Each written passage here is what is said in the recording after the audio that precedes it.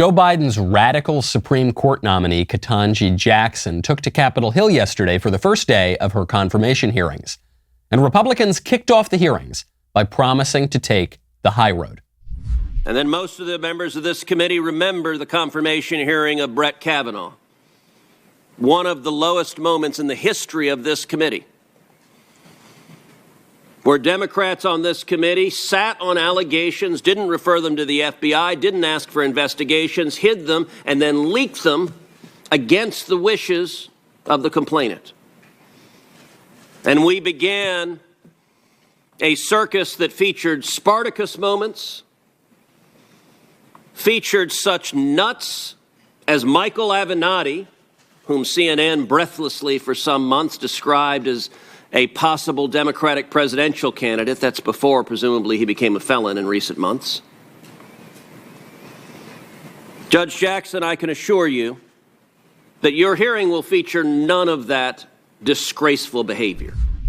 Senator Cruz can assure her of that, but I cannot, because as I have said many times already, Judge Ketanji Jackson groped me at a party back in the 80s. PJ was there, and Squee was there, and Judge Ketanji Jackson was there. And her manhandling of me has caused tremendous trauma in my life. I demand to see her 7th grade yearbook, and I have exactly as much evidence against her as Christine Ford and Julie Swetnick and Michael Avenatti had against Justice Brett Kavanaugh. But Senate Republicans have actually unearthed some dirt on Ketanji Jackson that is significantly more damning. Senate Republicans have evidence that Judge Jackson has a soft spot for some of the worst child-abusing criminals in the country, and that she thinks the Constitution is rotten to the core, which is a far bigger problem than any grab-happy indiscretions Ketanji Jackson may or may not have perpetrated against me as a teenager. I'm Michael Knowles. This is The Michael Knowles Show.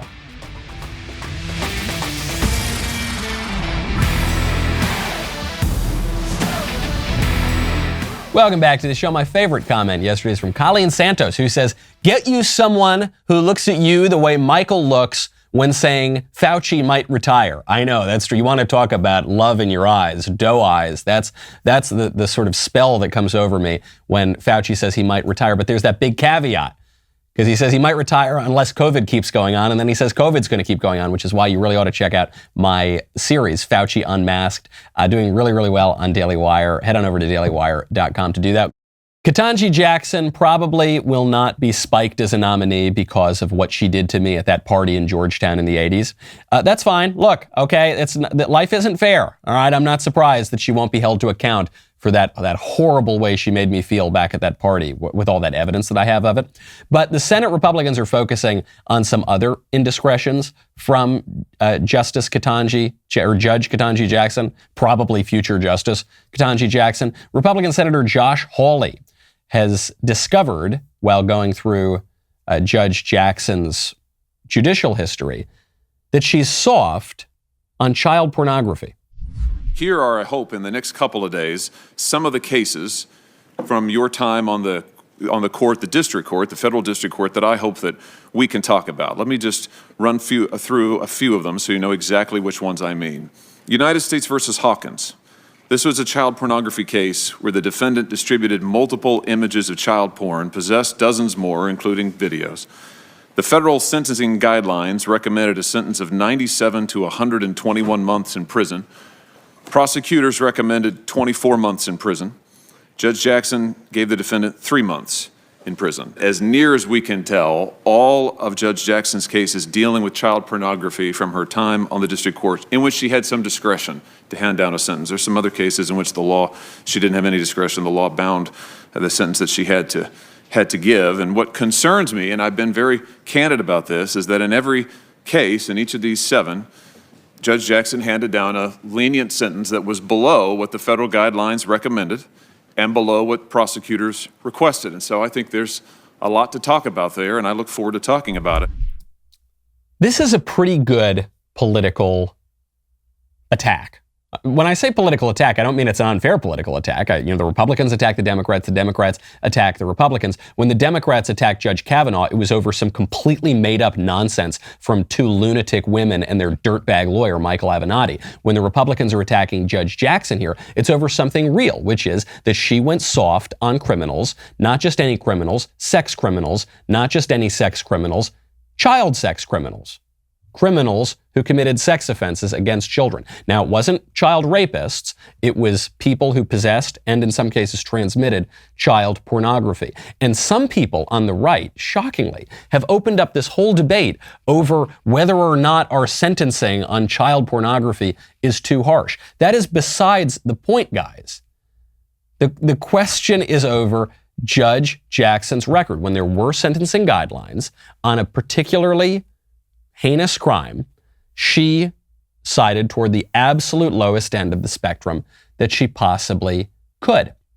Especially at this moment where parents' issues, where kids' issues are the top of the heap. Just look at what got Glenn Youngkin elected in Virginia. What was it? It wasn't cutting taxes. It wasn't immigration. It was CRT and gender theory in schools. Just look at what's been playing in Florida, the parental rights in education bill. Just look at these bills around the country. This is a pretty good line of attack against Judge Jackson. But people have debates. You'll sometimes see, especially more on the libertarian side of the right, you'll see people say, oh, sentencing for porn, even for child porn, is too high. If you're not producing the stuff, if you're not kidnapping the child, if you're not actually performing the abuse yourself, maybe it should be lower. Okay, fine. I think that's a crazy argument, but that's the argument to be had. There's something even, frankly, more concerning about Judge Jackson's nomination than her weakness on crime, which is a big problem in America. Don't forget, we don't have an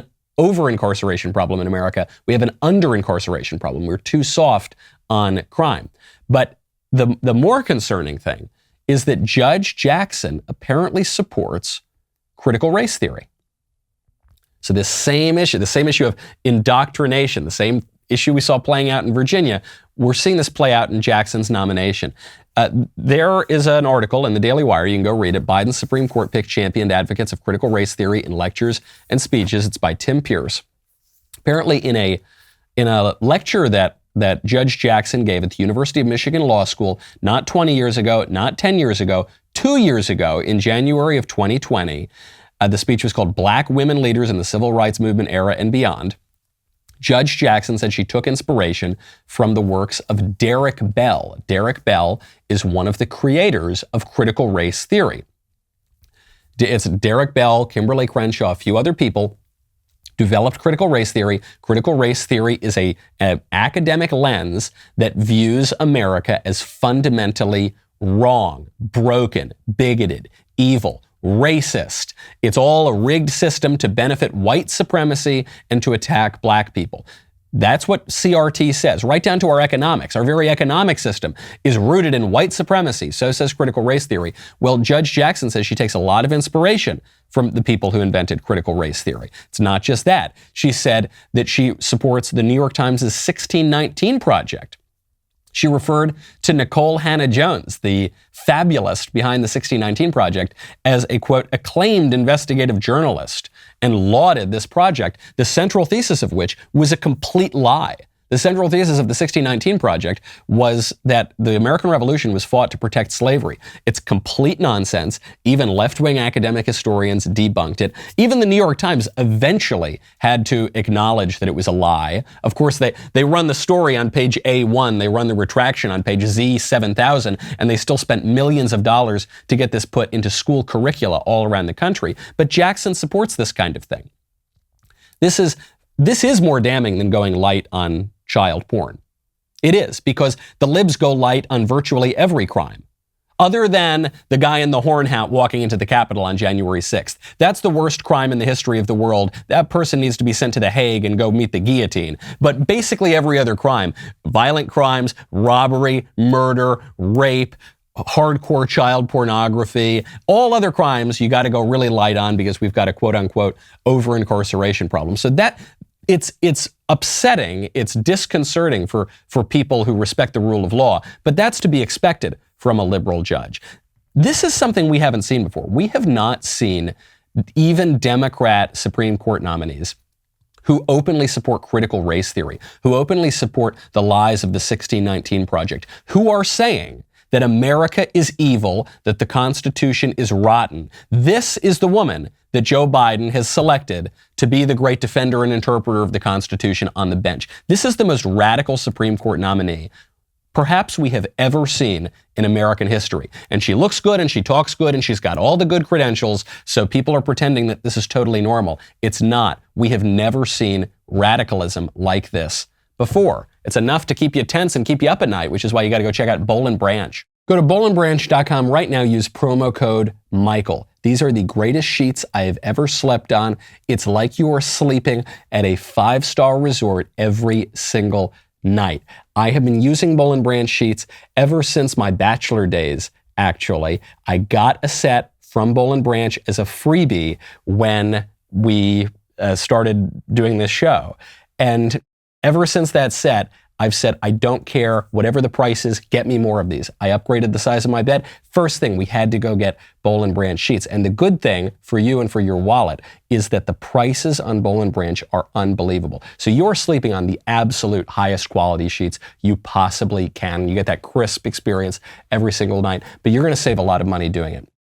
Experience the best sheets you've ever felt. bollandbranch.com. Get 15% off your first set of sheets when you use promo code Michael at checkout. BOLLAND branch.com. That's bollandbranch.com. Use promo code Michael. It seems that everybody in Biden world is either radical or stupid. Say what you will about Ketanji Jackson. The woman isn't stupid. She's got impeccable credentials. She presents herself very well. She's been in a very difficult field and apparently has performed quite well in it. She's a radical. Stupid people don't know who Derek Bell is. Right. Smart people don't know who Derek Bell is because they spend their time on more fruitful pursuits. But stupid leftists, they don't know who invented critical race theory. They agree with all of the precepts of critical race theory because it's filtered down to them, but they don't read this stuff. This woman does. She is the radical side of Biden and the Democrats and the liberals. Then there's the other side, and this brings us to our Vice President, Kamala Harris, who has some really profound thoughts for your Tuesday morning. The governor and we were all doing a tour of the library here and talking about the significance of the passage of time, right? The significance of the passage of time. So when you think about it, there is great significance to the passage of time in terms of what we need to do to lay these wires, what we need to do to create these jobs. And there is such great significance to the passage of time when we think about a day in the life of our children. Where is my bong? Where did the producers put my... I keep a bong under my desk just so that when Kamala Harris starts speaking, I can understand what she has to say. And I look under my desk and somebody took my bong. Now, I mean, this is a young company. There are a lot of people in their 20s here. I'm not surprised it went missing. But now I have no idea what Kamala Harris was saying. The time. You know, man, you ever think about time? And the passage of time, man, and the significance of the passage of time. And then what she did, it's not even that she was talking like a stoner so much as she was talking like a student in class who's just stalling for time because she doesn't know the answer to the question. She'll say, hey, Kamala, what happens in chapter 4 of War and Peace?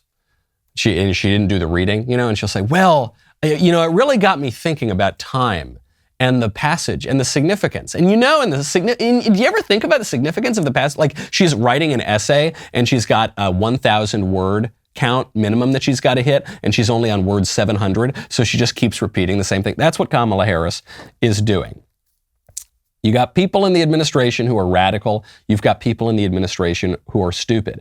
And generally, if you've got those two choices, you probably favor the stupid side of things because the radicals are effective. This is what worries me about Judge Jackson's nomination.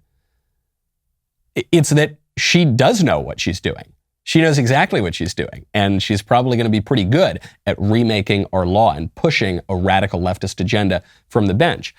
You see someone on the stupid side of things, not naming names. Well, I will name names. Joe Biden. Joe Biden would be the example of this par excellence. No one thinks Joe Biden is a genius. He's always been a doddering simpleton. He's got air blowing in between his ears. And I think a lot of people actually voted for him because that made them feel more comfortable. That made them feel at peace. Oh, he's not a radical. He's just kind of a dumb guy who goes along with things. But the end result of the stupid people in politics on the left is the radicalism.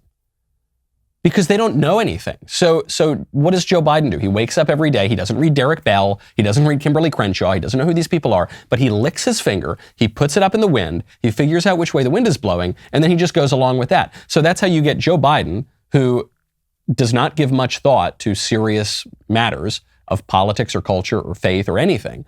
And he just goes along with whatever's popular. And because the intellectuals on the left have totally set the agenda, because the critical race theorists on the left have totally set the agenda, he just goes along with that. And now you've got the most radical president that we've ever had. Not because of some intrinsic radicalism of Joe Biden, but just because he has no integrity and he doesn't have very much intelligence and he has barely any education. And so he just goes along with what smarter, more effective people tell him to do. And he's the president, so it works. Same thing goes with Kamala Harris. She doesn't know anything about anything, but she also doesn't have any integrity or principles, so she just goes along with it. This is how the passage of time is significant, because as time goes on and the left becomes more radical, then the people who just blow in the wind become more radical as well. Now, speaking of time, some people are about to get a lot of time behind bars. Not child pornographers who go up before Judge Jackson, but the much worse miscreants, the much more dangerous insurrectionist terrorists in America, the people who showed up to the Capitol on January 6th. There's a guy, just to show you the kind of person who is now having the book thrown at him. There's a guy named Brady Knowlton, no relation. Brady Knowlton entered the Capitol at 2:35 p.m. on January 6th. He did not smash a window to get into the Capitol. He did not use a crowbar. He just walked right into the rotunda. He walked right into the rotunda as cops waved him in. He walked by cops as he was going in, and the cops kind of laughed. And they said, oh, hey, they said, don't break anything, and whatever, have a good time. He's a 40-year-old law student. He walks into the Capitol through the Upper West Terrace doors, walked by several cops that we've got this on video footage. The cop said, you can go in, just so long as you don't break anything. He didn't break anything, and he left after 18 minutes. He was in there for 18 minutes. He now faces 20 years in prison. 20 years in prison for walking into the Capitol after the cops told him it was fine and leaving in less than 20 minutes. His law degree has been withheld from him. Airbnb has banned him and his wife from using those accommodations. U.S. Customs and Border Protection stripped his global entry access, so he's lost one of his privileges when he travels. He's not on a no-fly list yet. The FBI arrested him. The DOJ charged him with obstruction of an official proceeding, entering or remaining on restricted building or grounds, and disorderly conduct in the Capitol building. They're accusing him of breach and unlawful entry, even though the cops waved him in, of conspiracy planning or preparation, of maps and diagrams, materials, devices, or tools used to breach the Capitol. And this is just one of at least 800 people charged in the Capitol insurrection coup d'etat. Now, thankfully, Mr. Knowlton has Alan Dershowitz as his lawyer. Alan Dershowitz, one of the best lawyers in America, Harvard law professor for a very long time, lawyer to got O.J. Simpson off, okay? O.J. Simpson did a lot more than Mr. Knowlton did. He was lawyer for Donald Trump, defending the Constitution during Trump's impeachment. There are a lot of these cases. There are a lot of these cases right now. Child pornographers get off the hook, but Midwestern dads walking into the Capitol as the cops wave them in, they get the book thrown at them. They get 20 years in prison. Why? Because our ruling class is punishing political dissidents. We see this overseas all the time. We say, China punishes political dissidents and puts them in jail on trumped-up charges. Russia punishes political dissidents and puts them in jail on trumped-up charges. Regimes in the Middle East, in Africa, yes, that's all true. They do. So do we. So do we. We are And I don't say we are not doing it. The conservatives are not the ones doing it. It's the liberals who run the government. They run the entire power structure of the United States. Even when Republicans win one house of Congress, even when Republicans sort of kind of have a majority on the Supreme Court, even if Republicans win the White House, the Democrats still run the bureaucracy, the administrative government. They run the media, they run big tech, they run all of the real power centers. And they ruthlessly punish political dissidents. And they throw ordinary guys who get waved in by cops, who walk into the people's house that his tax dollars pay for and do nothing and then leave within 20 minutes. They throw them in prison for 20 years, if they can.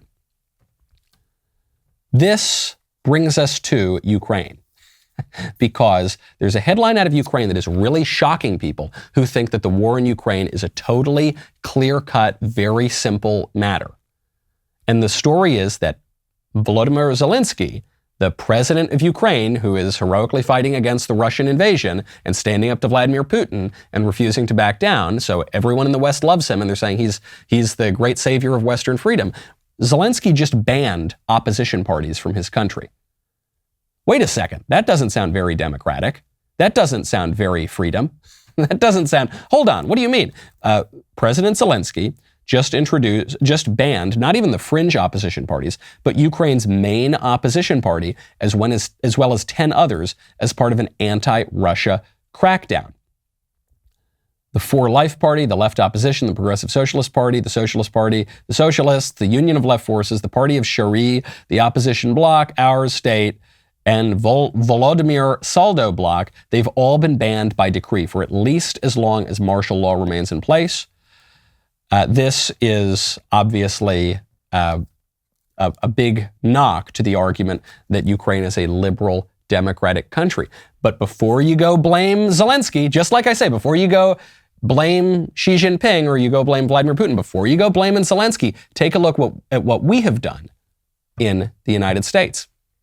You know, there's a lot of censorship. There's a lot of banning in America. The clearest example of this is when, forget about the elections for a second, the clearest example of this is when Harry's Razors decided to attack me and try to cancel me on Twitter. That's right, you thought I forgot? I didn't. 1 year ago today, some fake Twitter account with 2 followers, who is almost certainly a Democrat operative, comes out and digs up some old clip of me on Candace Owens' old show before she was at the Daily Wire from years prior. And it was a clip in which she said that men are not women, and I agreed with her, and they tagged Harry's, and Harry's came on my show. They were only a sponsor after that clip even aired. But Harry's came out, gave in to the pressure of the 2-person follower fake Twitter account, and said that my statements were condemnable, were awful, were not in line with their values, and really attacked anyone, our listeners, half of America at least, that believes that men and women are different, and called us terrible people, and said after our listeners had been buying their product for a long time, and said, yeah, we hate you, basically saying, we hate you guys. And so revenge is a dish best served cold. We have spent the ensuing year after this happened with Jeremy Boring meticulously planning how to create his own rival razor company at the URL IHateHarrys.com. Check out the trailer.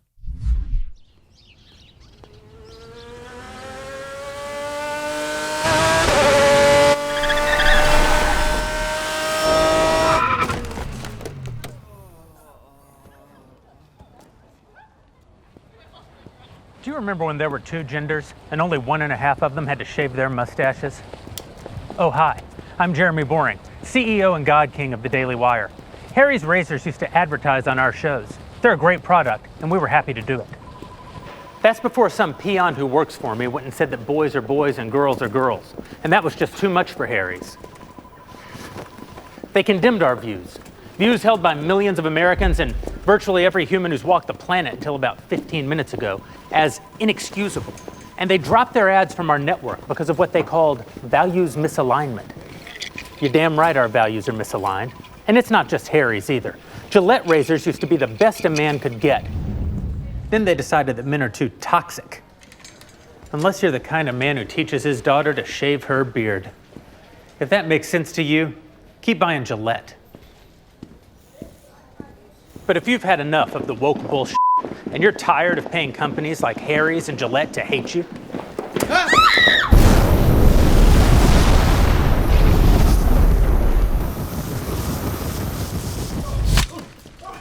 Then buy my new razor instead.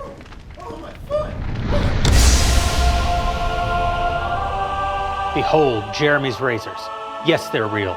Yes, they're fabulous. But Jeremy, you say, you're a svelte silver fox with a salt and pepper beard that's the envy of lesser men. You're damn right I am. And I want to be clear that shaving with a Jeremy's razor won't actually make you look more like me. Yes, you're giving me fierce, you're giving me power. Could make you look more like this guy, though. And that's the most homoerotic moment you'll ever get from a Jeremy's razor commercial. What kind of man shaves with a Jeremy's razor? I don't know. How about cowboys, firefighters, those guys that shot Osama bin Laden?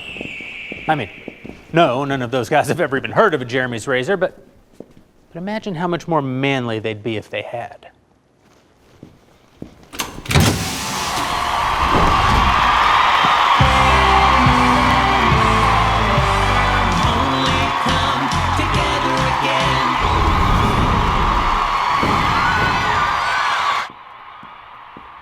Right now, you're probably wondering if this whole thing is a joke. Sure it is. But that doesn't mean it isn't real, or that it won't be the best shave of your life. Harry's Razors doesn't want your business. I do.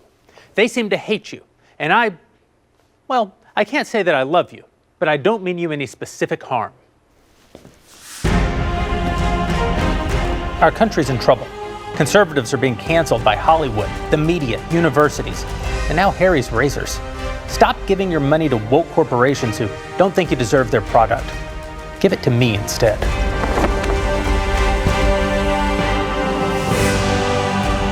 Head over to IHateHarrys.com and pre-order your Founders Series razor and shaving cream set today.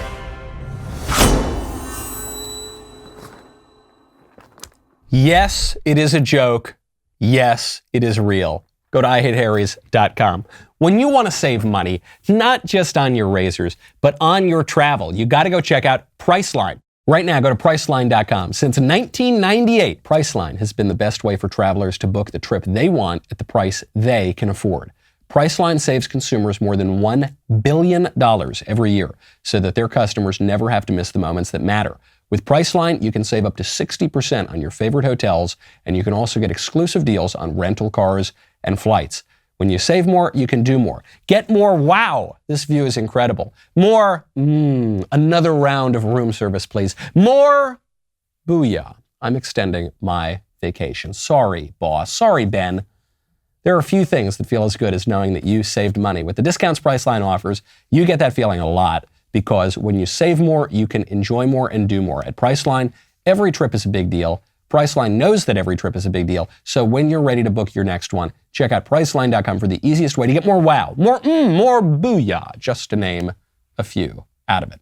You know, at the Daily Wire, we've started a lot of things. A razor company, a movie company, a lot of things. We also have our own publishing wing called DW Books. We're proud to publish books that actively fight the left's monopoly on storytelling, like Fiery but Mostly Peaceful, The 2020 Riots and the Gaslighting of America by Julio Rosas, which is going to pull back the curtain on the BLM riots that torched our country after George Floyd's death. Rosas was reporting from the ground. He's got firsthand experience to show you exactly how dishonest the media were.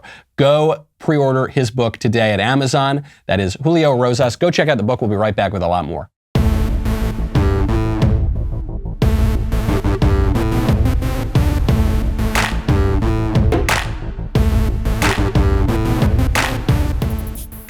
Ukraine President Volodymyr Zelensky has banned opposition parties from the country, which throws a wrench into the argument that Ukraine is this pristine, perfect democracy and is single-handedly fighting against autocracy all over the world.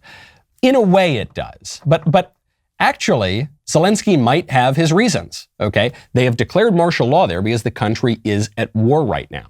And the country is at war, and so democracy, perfect, pristine democracy, is not going to exist right now. There might not be a government. There might not be much of a country left after this war. And so Zelensky's doing what he needs to do, and he's showing that perfect, pristine, utopian democracy doesn't really exist all the time. We've done the same thing here in America. We've done the same thing here.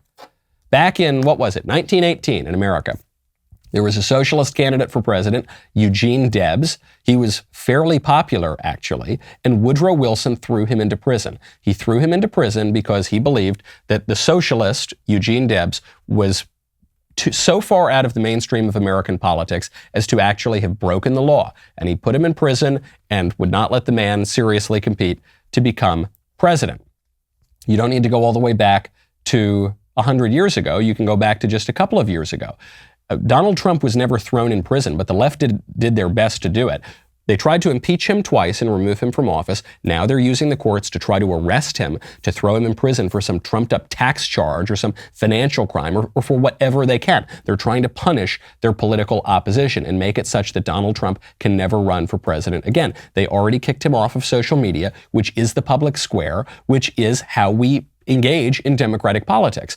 In a self-governing republic, speech is politics. Politics is speech. If you take away a person's ability to speak in the public square, where 90% of the information that moves around our country goes, then you are taking a huge chunk out of their ability to compete in democratic politics. Which is why when I point out an inconvenient fact about Ukraine, namely that it's not really a democracy, that increasingly it's not particularly liberal or democratic, or that they're banning opposition parties. They'd already done this in the past. They had banned opposition media. They've arrested journalists. Okay, I'm not even saying this as a criticism.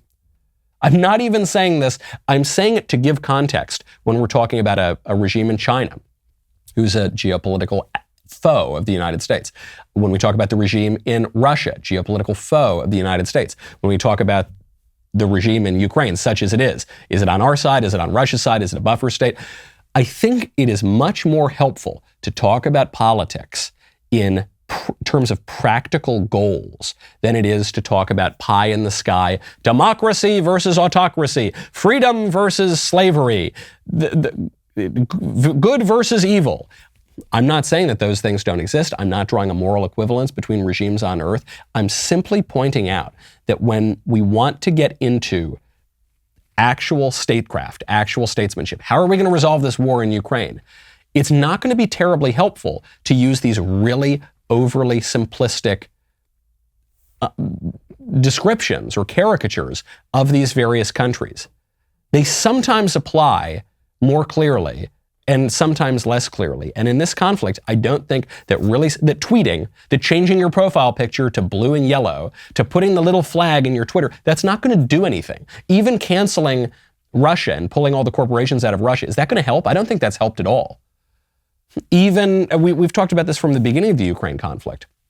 The sort of endless expansion of NATO and the European Union. Has that helped? Has that made the West stronger? Has that made Russia weaker? Has that made Ukraine stronger? No, I don't think it accomplished any of those goals. What is wanted here is not simple condemnations, #slacktivism. What is wanted is wisdom. The Chinese ambassador to the United States was just invited on CBS's Sunday show, on Face the Nation. And it was one of the saddest performances I've ever seen. Not by the Chinese ambassador, but by the CBS anchor, because they invite this guy on to describe the situation, which now involves a lot more than just America and Russia and Europe and Ukraine. It involves China, it involves India. We're really talking about a potentially global conflict.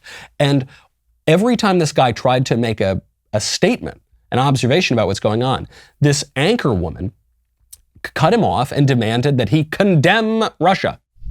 And we are in the opinion. Russia amassed more than 150,000 troops at China's border? Mm-hmm. Well, that's why we want just to be clear, to have a China, good friendly, good neighborly relations with Russia. But you would recognize that's not good, friendly, neighborly relations to put 150,000 troops on the border of a neighboring country and then to send those troops into that country. Well, in those circumstances, why can't you condemn this as an invasion? Mm-hmm. Well, don't be naive. Condemnation. It sounds naive to say that's not an invasion. It doesn't solve the problem.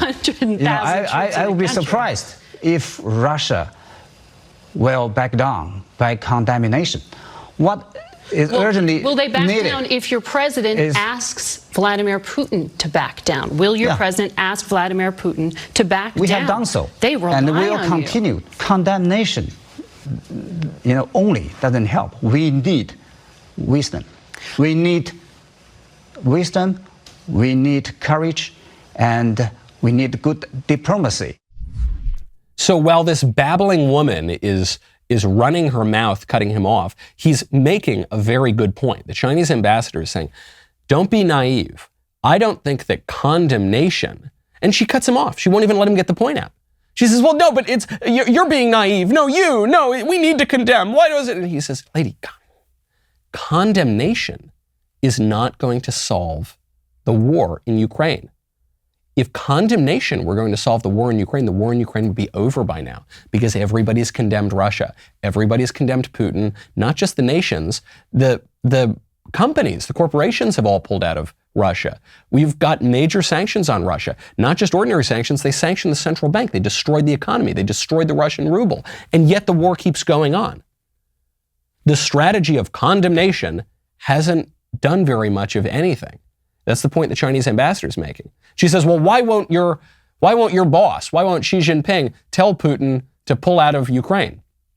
And the Chinese ambassador said, well, he's done that. Now, he's probably done that. He's done that publicly, but he doesn't really mean it privately. And he's making exactly the same point he's been making the whole time. He says, lady, your slogans are not doing it. Maybe your slogans, maybe your condemnation, maybe you're changing your profile picture and putting the little flag in your avatar. Maybe that makes you feel better as you watch the carnage unfold in Ukraine. But it's not doing anything to stop the carnage. What is wanted now is wisdom and diplomacy. Russia is winning the war. Ukraine is losing the war. It's not even close. Western propaganda is trying to convince people that Ukraine is winning the war, and they make up a bunch of BS stories about the ghost of Kiev and the Snake Island people who told Russia to go F themselves, and then they were all blasted away. And they make up a bunch of stuff to try to win the propaganda war. Okay, well, that's fine. There's propaganda in every war. But we shouldn't believe our own propaganda, okay? Because we're going to feel really good and really indignant, and we're going to feel so wonderful about our condemnations until Ukraine doesn't exist anymore. And then we're all going to be surprised because we believed our own hype and BS. Or here's another strategy. We could deal with the reality on the ground. Frankly, this ties into what we were talking to yesterday and what we've been talking to for weeks about the transgender swimmer at the NCAA championships. It's what we're talking about with the radicalism in our schools and the way that policies have been presented around the country, the way we've talked about COVID even, the huge chasm between the narrative and reality. Well, if you're just dealing in the fantasy, you're not going to solve any problems in reality. So I wish that the Chinese ambassador had been able to get more words out before that babbling lady on CBS cut him off, because I think there's actually quite a lot of wisdom in what he's saying. If you want to stop the encroachments of Russia westward, if you want to defend the nation of Ukraine, if you don't even care that much about Ukraine, but you want to defend American hegemony and you want to defend the strength of the West, then start dealing in facts, okay? And maybe you won't feel as good about that. Maybe you won't get as many likes on Facebook and Twitter, but it will do a lot more to actually help the situation on the ground. When you watch that man, that Chinese ambassador to the U.S., speaking to that woman, you can see the effects of two kinds of education, two different education systems. The Chinese education system, which didn't start out all that great, but has been rapidly improving because they're focused on making their country much stronger and their citizens much smarter. And then the American education system, which fills our kids' heads with lies and fantasies and talks about critical race theory and how little 5-year-old boys can really be little girls all day, and talks about structural racism and how terrible America is, and doesn't even teach people basic manners like let your guest finish before you interrupt him. And it's pathetic because that Chinese ambassador seemed much smarter and much wiser and much more in command of himself and world affairs than that news anchor did. And that's her job. She's supposed to be in command of those things. She's a TV host and a news anchor, and yet she doesn't seem to know much about anything. I think it comes down to an education problem. And is it any wonder? Sometimes I wonder, do conservatives exaggerate the problems in our schools? My kid is not in school yet. I have not been in school for some years now. I graduated college about 10 years ago, so it's been a while since I've been in schools. Are things really as bad as we make them out to be? And the answer is yes, because we have videos from school board meetings. Sometimes we have videos from classrooms. There was a school board meeting in Cherokee County, Georgia, where a mother stood up. She was irate because of the materials that were being handed out to students in this school. And so she decided, she said, look, you all think it's fine for the kids to be reading this obscene material. Let me just read you some of this material. And the school board ruled her out of order for reading material that should not be heard by anyone in the audience.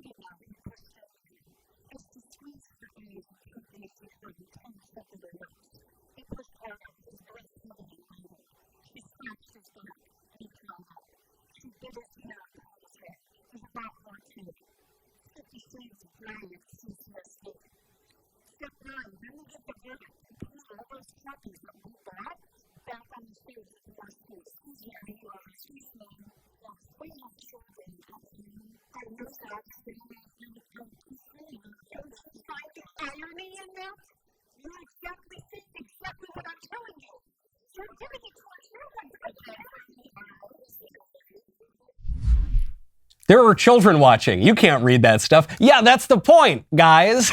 I'm reading the material that you are requiring our students to read, and then I'm reading it back to you, and you're saying, don't read it back to me. The students might be listening. I love the absolute obliviousness from this school board. And the mother, she can't contain herself anymore. She says, do you hear yourselves? Do you hear yourselves? If material is too obscene to be read at a meeting of the school board, which is 99% or more for adults, then the material is too obscene to be read to the kids, to the children. And the school board members don't seem to process this because the school board members aren't really making the curriculum, right? The curriculum is being created by radicals and it is being pushed into the schools by activists. And then the school board and the administrators and often even the teachers really don't know anything about it. And they don't know how to fight back. I bet those school board members are just as shocked as anyone to hear that that kind of material is in the schools. That's how effective the left has been at taking over our education system. That's how backwards everything has gotten. There is no neutrality here, okay? There is no fairness. We talk about, we see it in Ukraine right now, banning all the opposition parties. That's not fair. That's not liberalism. That's not democracy. There's no neutrality there. You see in a lot of other worse regimes around the world banning their opposition parties. I think the breaking news just came through that Vladimir Putin just sentenced the main opposition leader in Russia, who's not even all that popular, sentenced him to another 9 years in prison. But it's not just in those really bad, faraway places that you see that. You see that in America too. You see child pornographers getting off the hook, and you see January 6th people going to prison for 20 years. You see BLM people throwing Molotov cocktails at federal buildings, and they get a little slap on the wrist, if that. Usually they just get released without any question. And then you see conservatives being punished. You see the Clintons, the Bidens making a boatload of money through corruption, not just in America, but overseas as well, taking money and bribes from some of the worst people in the world. And then Donald Trump, without any crime that I can actually see the left point to, they go in, they bring in the Southern District of New York, they try to get this guy, they try to prevent. There's not any perfect neutrality here, okay? We are living in a real political regime that really does have limits, and the limits are moving very, very far to the left. And if you are outside of those limits, the ruling class is going to come for you. At that NCAA swimming championship the other day, the one where that hulking dude beat all the little girls and everyone had to applaud for this, that was not the end of the transgender activism there. It was not just one confused kid showed up and swam. This has become a cause célèbre for all of the transgender activists, both the people who are sexually confused and their supporters. So there was a woman who showed up, Kelly J. Keene, Posey Parker, who is a really terrific activist, anti-trans, pro-woman activist. And she showed up and she asked a giant hulking man in a dress, not the swimmer on the team, just an older man who was there, asked him not to go into the women's bathroom, not to go into the women's locker room. And this man treated Kelly with absolute contempt.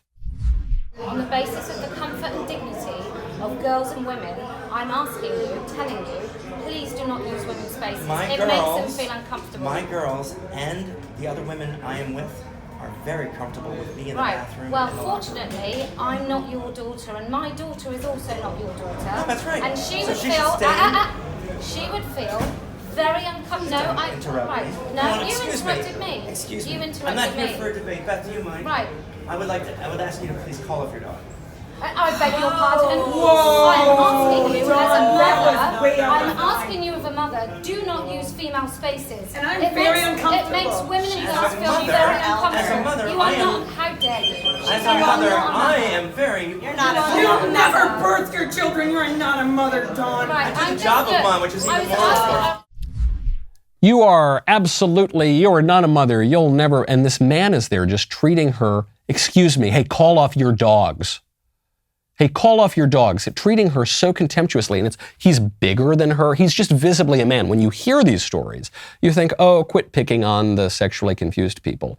Oh, come on, you mean old feminist woman, stop. But then you look at the reality, and it's a big hulking dude putting a woman in her place and saying, no, I don't care if you want to use the bathroom on your own. I don't care. I'm going to use that bathroom now. I don't care if your daughter wants to be able to change without my prying eyes, my sexually disturbed eyes looking at her, and me getting naked too with all of my male body parts visible. I'm going to do it. And you call off your dogs and you shut your mouth and you let me do it. That's the reality of this situation, okay? The chasm between the narrative and the reality is pretty big. The narrative, trans women are women. Look at that guy. If you're listening to this clip, you can at least hear it in his voice. Does he sound like a woman to you? Does he look like a woman to you? No. He's a big dude. He's a big dude who lived for 50 years as a man, who fathered 3 children, and who now claims that he is a mother. But he's not a mother. He's a big hulking dude. And he's saying, I'm going to go in and I'm going to get naked. If I want to go to a locker room, I'm going to get naked in front of your daughter, and you have to deal with that. If you want to have a bathroom, you go to the bathroom by yourself, too bad. I'm going to go into that bathroom too. And shut up, there's nothing. That's the reality. That's the sick reality of it. Very different than the narrative. There's an amazing contradiction that we're seeing right now. Andrew Garfield, the actor, is demonstrating this contradiction. He was asked if he should be allowed to play a gay character, because he's not a gay guy. So should he be allowed to play a gay character? We've seen this controversy in recent years. Should a non-transgender person, whatever that means, play a transgender person? Should a non-Asian person be able to play an Asian person? What if they're Hispanic and they look kind of Asian? Should they be allowed? Oh, maybe not. Should you be able to play anybody who has qualities that you do not have? And this is such a funny part of this debate, because the definition of being an actor is that you pretend to be someone that you're not. So if you tell actors they can't pretend to be people that they're not, then they can't act anymore. Then you've just gotten rid of acting. Acting is living truthfully in imaginary circumstances. But you need the imaginary circumstances part. So Garfield says, quote, if we only allow people to be cast as exactly who they are, it'll be the death of empathic imagination. So the 2 separate conversations have to happen simultaneously, meaning, talking about whether we should have more movies with more diverse casts, and also should people be able to play people that they're not. I'm not willing to support the death of empathic imagination. It's what we need most as a culture, and it's beautiful. It's the only thing that's going to save us right now. So he's defending imagination. And the craziest, it didn't hit me until Andrew Garfield put it this way.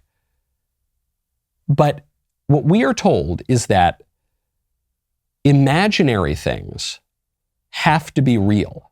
We're being told that men who think they're women, we have to pretend that they're actually women. that people with all sorts of disordered delusions, we have to indulge those delusions. We have to all play pretend all the time. But real things have to be imaginary. So the actor whose job it is to play pretend is not allowed to play pretend.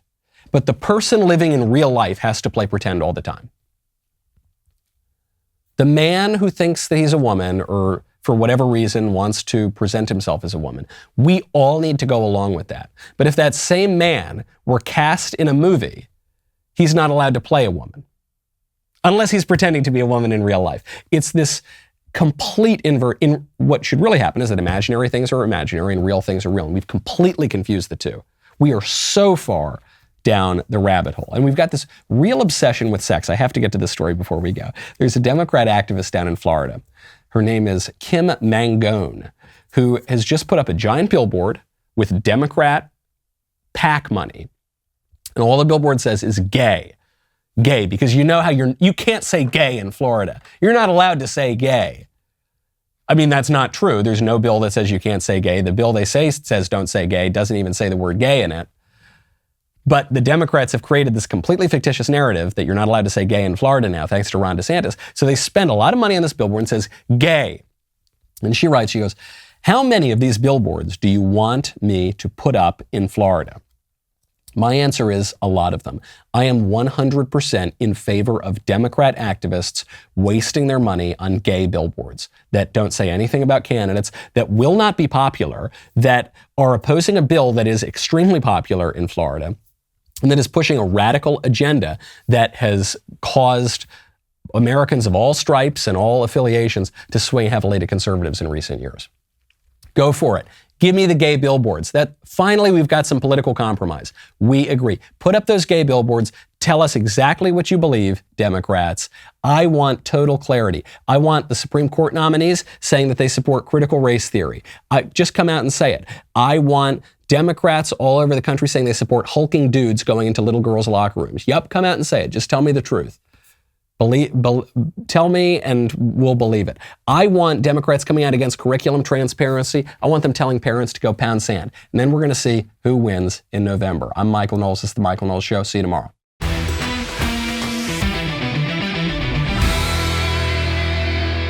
The Michael Knowles Show is produced by Ben Davies. Executive producer, Jeremy Boring. Supervising producer, Mathis Glover. Production manager, Pavel Vidovsky. Editor and associate producer, Danny D'Amico. Associate producer, Justine Turley. Audio mixer, Mike Coromina.